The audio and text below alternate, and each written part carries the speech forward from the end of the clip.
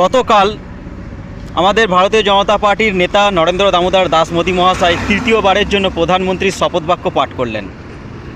সেই শপথ বাক্য আমরা সবাই মোটামুটি সোশ্যাল মিডিয়ার মধ্যে আমরা দেখেছি যে শপথ বাক্য আমাদের রাষ্ট্রপতি শপথ বাক্য পাঠ করালেন, সেটা আমরা সবাই মোটামুটি দেখেছি।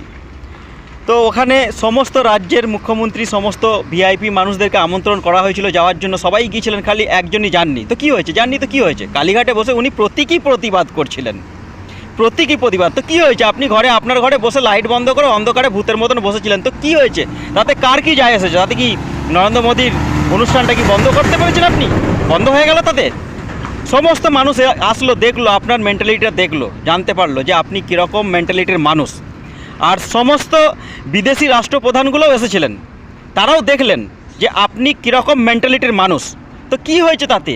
তাতে কি ফারাক পড়েছে? কিচ্ছু ফারাক